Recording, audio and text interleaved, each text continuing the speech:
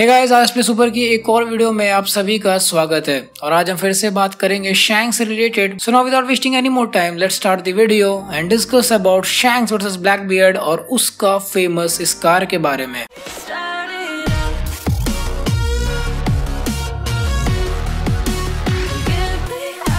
तो one piece अब अपने फाइनल सागा में पहुंच चुका है, जहां अब हम फैंस को धीरे धीरे ही सही एक एक चीज का आंसर मिल रहा है। अब चाहे वो चीज हो डॉक्टर वेगापंक से हमें मिलवाना, या हमें लूफी की फ्रूट की सच्चाई बताना, या फिर हमें ये बताना कि क्यों मंकी डी ड्रैगन ने रेवोल्यूशनरी आर्मी को बनाया। बट अभी भी वन पीस में इतना कुछ है कि हमें वो सब जानने के लिए इसको 2 से 4 साल और चलने देना होगा। बट फिर भी इतने सालों के साथ में हमें एक सिंपल से क्वेश्चन का आंसर नहीं मिल पाया, कैसे और क्यों ब्लैकबियर्ड ने शैंक्स जैसे कैरेक्टर को एक ऐसा परमानेंट स्कार दे दिया है और शैंक्स ने उसके रिप्लाई में कुछ भी नहीं किया। Literally the strongest captain right now to exist, उसने अभी तक कुछ भी नहीं किया। The strongest conqueror haki user ने कुछ नहीं किया। तुम्हें मैं बता दूं, ये वही शैंक्स है जो किड जैसे पावरफुल कैरेक्टर का हाथ काट दिया था। ये वही शैंक्स है जिसने व्हाइट बियर्ड और काइडो से 1-on-1 क्लैश किया है। ये वही शैंक्स है जो वर्ल्ड के स्ट्रॉन्गेस्ट स्वॉर्ड्समैन का राइवल रह चुका है। ये वही शैंक्स है जिसके रास्ते में आने से काइडो वापस मुड़ गया था। और ये वही शैंक्स है जिसके बोलने से वर्ल्ड गवर्नमेंट ने लड़ाई से अपने कदम पीछे रख लिए थे। पर हाँ, हमें इस चीज से भी एग्री होना पड़ेगा कि पूरे वन पीस में शैंक्स इकलौता ऐसा कैरेक्टर हमने देखा है जो बिना सोचे कुछ भी नहीं करता। और जरूर उसने कुछ ना कुछ सोचा होगा कि उसको ब्लैकबियर्ड से बदला नहीं लेना है। मे बी कोई अलग ही रीजन होगा कि क्यों शैंक्स वर्सेस ब्लैकबियर्ड हुआ था पास्ट में। There is a lot of mystery around that scar, but we know some things about it and can make some conclusion based around it. वैसे 50 के सब्सक्राइबर्स हो गए और मैं आप लोग के लिए कुछ ना करूं, ऐसा हो नहीं सकता ना। फाइनली थोड़ी बहुत पावर मेरे हाथ में भी है कि मैं आपके लिए कुछ कर सकता हूं। तो इस 50K के माइलस्टोन पे मैं आप लोग के लिए लेके आया हूं एक स्पेशल गिव अवे, जहां पे हम गिव अवे कर रहे हैं एक बहुत ही कूल सा गोजो का टी शर्ट, जो कि आप स्क्रीन पे अभी देख सकते हो, एंड 2 एनिमे पोस्टर्स। तो आप में से कोई 3 लकी लोग इसे मतलब इन सारे प्रोडक्ट्स को जीत पाओगे, जिसमें से फर्स्ट विनर को मिलेगा दिस गोजो का टी शर्ट और बाकी के 2 लोगों को हम ये पोस्टर्स दे देंगे। आप लोग सोच रहे हो कहीं मैं आपको कोई फालतू टी शर्ट ना पड़ा हो, ऐसा बिल्कुल भी नहीं है। ब्रांड का नाम है वर्लिन, एंड वर्लिन एक बहुत ही गजब का ऑर्गेनाइजेशन है जो कि आपके लिए एनिमे के मर्चेंडाइज वगैरह बनाता है, जहाँ पे आपको एनिमे टी शर्ट्स, पोस्टर्स और भी कई सारी एनिमे की मर्चेंडाइज देखने को मिल जाएगी। एंड बात करूं क्वालिटी की, तो भाई कपड़ा घर पे बन रहा है, क्योंकि ये जो पूरा वर्लिन का जो पूरा सिस्टम है ये अपने चैनल के साथ कोलैबोरेशन में काम कर रहे हैं। Not as a sponsorship, this is real collaboration. तो हाँ, मैं आपको अश्योर करता हूँ कि कपड़ा गजब की क्वालिटी का होगा।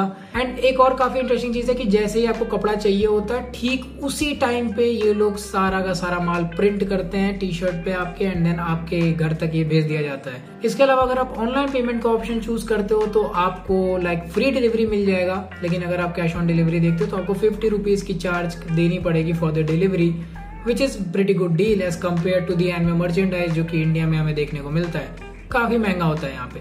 इसके अलावा आपको एक बहुत ही गजब का प्रोडक्ट दिखने वाला है with collaboration with RS play super, जहाँ पे ऑफिशियल आरएस प्ले सुपर का भी एक मर्चेंडाइज आपको आने वाले टाइम में दिखने वाला। We are working very hard on it कि एक गजब का हम प्रोडक्ट लेके आ पाए जो कि आप लोग एंजॉय कर पाओ। जब आप उसे पहनो तो आपको प्राउड फील हो, आपको अच्छा लगे कि हाँ आप भी वन पीस के फैन हो, तो उसके लिए भी वेट करना। वैसे इस गिव में पार्टिसिपेट करने के लिए आपको करना कुछ नहीं, आपको वर्लिन के इंस्टाग्राम पे जाना है, लिंक डिस्क्रिप्शन में होगा या पिन कमेंट में। इंस्टाग्राम पे जाओ, उन्हें फॉलो करो, आरएस प्ले सुपर के इंस्टाग्राम को फॉलो करो, एंड फॉर दी सपोर्ट आप मेरे डिस्कॉर्ड को ज्वाइन कर लो कि कल को आपको कोई दिक्कत हो रही है तो आप डिस्कॉर्ड में जरूर रहना।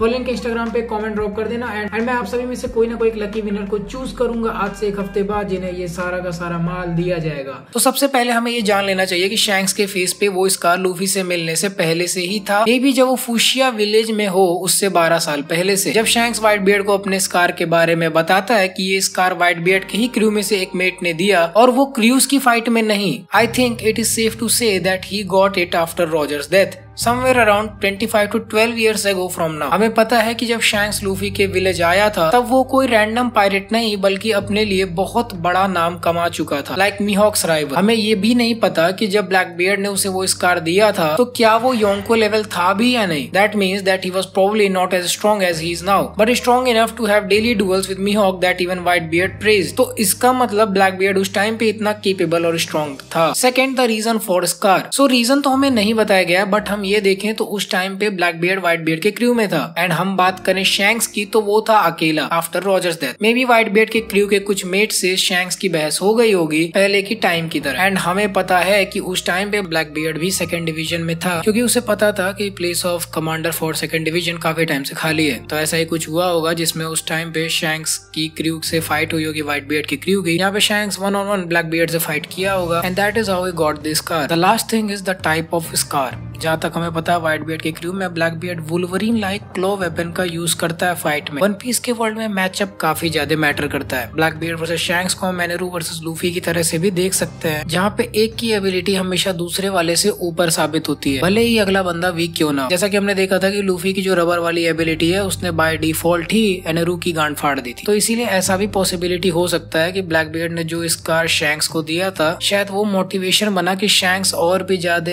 बेटर हो जाए ब्लेडेड वेपन्स के साथ। ऐसा एक पॉसिबिलिटी हो सकता है। ये तो था जहाँ तक हम फैंस अंदाजा लगा सकते हैं। जितनी हमें इन्फॉर्मेशन दी गई है उसके अकॉर्डिंग अब बात हम थोड़ा शैंक्स के नजरिए से देखते हैं कि क्यों आखिर शैंक्स ने अपने स्कार का बदला नहीं लिया। इस पे हम शैंक्स की तरफ से दो नजरिए से देख सकते हैं, या मैं कहूँ हम बस ऐसे ही थ्योरी टाइप बात करें जो मे बी आगे चल के सच भी हो सकती है, जब हमें ये बताया जाएगी कि शैंक्स के फेमस स्कार और ब्लैक बियर्ड वर्सेस शैंक्स की बैक स्टोरी में आखिर है क्या। तब शायद शैंक्स भी हमें इसके पीछे का रीजन बताए कि उसने अभी तक ब्लैक बियर्ड से बदला आखिर क्यों नहीं लिया। देखो मेरे हिसाब से इसके पीछे दो काफी बड़े प्रॉब्लम्स आ सकते हैं। देखो शायद बदला ना लेने का दो सबसे बड़ा रीजन हो सकता है। पहला, तुम सोचो अगर शैंक्स ने ब्लैक बियर्ड को उस टाइम पे सरप्राइज अटैक या जो भी प्लान करके भी मार दिया होता तो क्या होता। बात ये हो जाती कि उस टाइम पे व्हाइट बियर्ड के एक लड़के की मौत को अब तुम समझो। व्हाइट बियर्ड जैसा इंसान उस टाइम पे तो अपने प्राइम में था, तो क्या होता आखिर शैंक्स का। आप समझ रहे हो, मतलब एस को जब वर्ल्ड गवर्नमेंट एक्सिक्यूट कर रही थी तो व्हाइट बियर्ड ने पूरे वर्ल्ड गवर्नमेंट पे हमला कर दिया। तो शैंक्स तो फिर भी व्हाइट बियर्ड के सामने एक छोटा पायरेट है। यहाँ हम ऑल फादर व्हाइट बियर्ड की बात कर रहे हैं। ओल्ड व्हाइट बियर्ड ने तो गांड लगा दी थी मरीन्स की एस के लिए।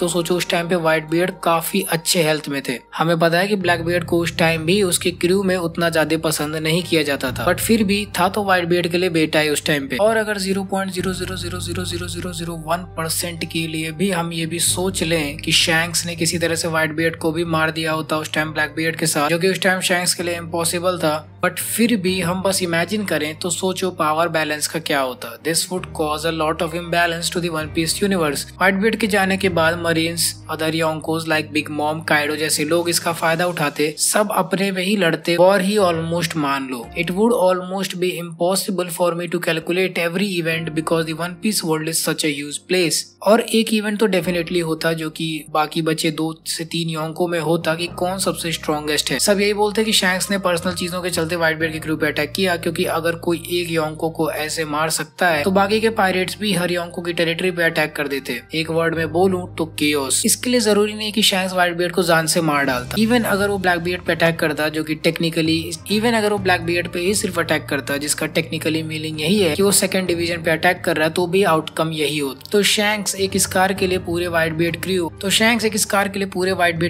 या फिर कहूँ पूरे एलाइड फोर्स से बिल्कुल भी नहीं भिड़ना चाहेगा। नाउ द सेकंड क्वेश्चन जो शायद बहुत ही शैंक्स के फैंस को गुस्सा भी दिला दे, बट ये सिर्फ एक थ्योरी टाइप रहेगी हमारी तरफ से। सो नोट ये भी कर लो कि ये जो पॉइंट होगा की बात करें करंट टाइमलाइन के अकॉर्डिंग, अब इतना स्ट्रॉन्ग होने के बाद भी शैंक्स अपना रिवेंज क्यों नहीं ले रहा। So the next point is Shanks is not strong enough to kill Blackbeard. Hold your horses now. मुझे पता है आपके अंदर इतना गुस्सा है कि आप मुझे पटक के चोट दोगे, बट फिर भी बात पूरी सुनो। We all love our Shanks. He is funny and badass and has good morals. He is like the older brother we all want, but he is not as strong as you might think he is. जो scar shanks को दिया गया है वो किसी गली में घूमने वाले बच्चे ने नहीं, बल्कि एक बहुत ही खतरनाक पायरेट ब्लैक बियर्ड ने दिया है, जो उस टाइम तो शैंक्स से स्ट्रॉन्ग था ही, और अभी भी 2 फकिंग डेविल फ्रूट्स के साथ एक योंको है जस्ट लाइक शैंक्स। तो ये बात भी हमें नहीं भूलनी चाहिए कि शैंक्स कौन है, बट फिर भी फेस पे स्कार देना वो भी ये दिखाता है कि अगला अपोनेंट कितना स्ट्रॉन्ग होगा। एक जानलेवा घाव देना वो भी शैंक्स जैसे कैरेक्टर को, एंड उस टाइम पे तो हमारे शैंक्स के पास दोनों हाथ थे, एंड इवन ब्लैक बियर्ड के पास तो फ्रूट भी नहीं था। उस टाइम पे शैंक्स योंको नहीं तो योंको से कम भी नहीं था। He had already fought Mihawk by then and had acquired fame.